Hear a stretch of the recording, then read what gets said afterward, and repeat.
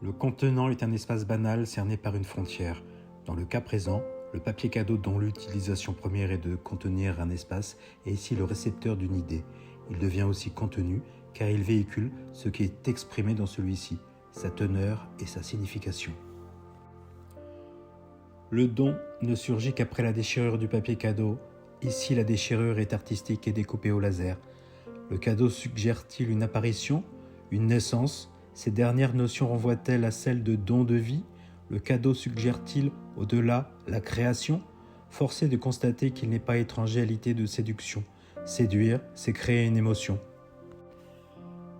Sur le plan formel, les dessins découpés dans ces différents papiers cadeaux se réfèrent à des courants artistiques.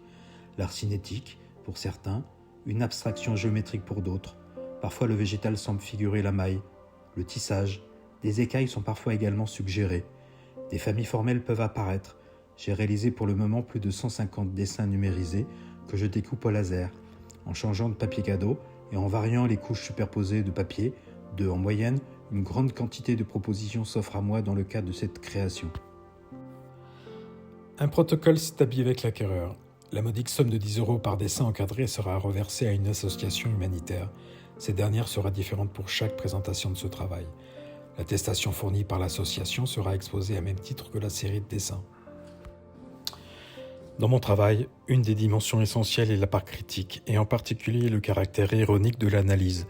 L'ironie dans l'art s'apparente souvent à une critique sociale. À travers le monde, de nombreuses traditions ont utilisé le bananier pour symboliser la famille, la place de ses membres et le renouvellement des générations. En exposant un bananier, je questionne une fois de plus notre mode de consommation. Cet objet en plastique made in China possède un bilan carbone redoutable. J'ai découpé des centaines d'insectes sur ses feuilles, un bananier malade, afin de questionner plusieurs problèmes de notre société. 6 mois avant la pandémie de la Covid, je réalise une série de miroirs prémonitoires. Ces derniers possèdent une multitude de virus singuliers et colorés. Le miroir n'est pas qu'un objet, une parole, une comparaison. Une métaphore ou une parabole peuvent jouer le rôle de miroir. Un journal, une caricature, une œuvre d'art sont aussi des miroirs. Le miroir invite à découvrir le sens caché des choses. Dans le cas présent, les virus nous éclairent de leur lumière colorée. Ils nous invitent à nous voir autrement sous l'éclairage de la locution latine « Memento mori », n'oublie pas que tu vas mourir.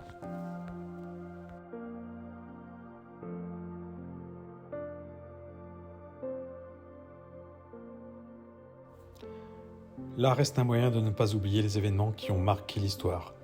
L'art est un exutoire pour l'artiste et pour la société.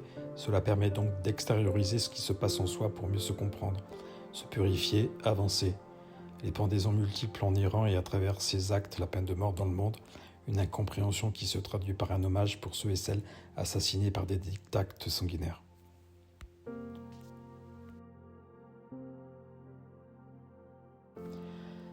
En thermoformant des statuaires, souvent des sculptures africaines achetées dans des ressourceries, des vides-greniers, j'obtiens ainsi des duplications d'objets à la fois d'émus, des chrysalides, légères et déformables, semblables et singulières. La matière plastique malléable véhicule nos habitudes d'achat. Ce recyclage à des fins artistiques démontre, s'il en est encore besoin, que nos besoins de consommation doivent évoluer.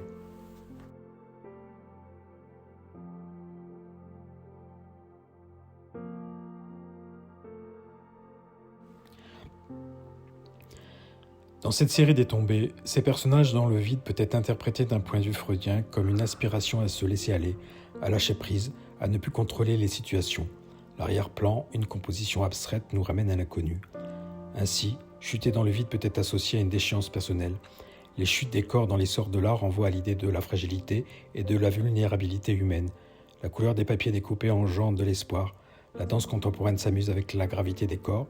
Tomber peut faire même rire dans un premier temps, avant d'en connaître les raisons et les répercussions.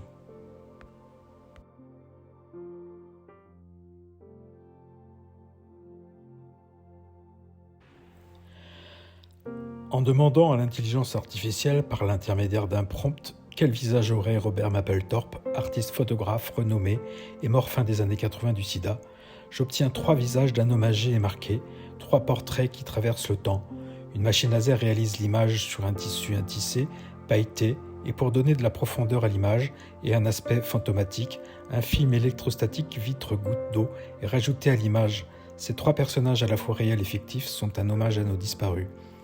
Le temps est présent également dans 2 portraits de femmes en gros plan. Les expressions et les rides attestent d'une vie presque achevée.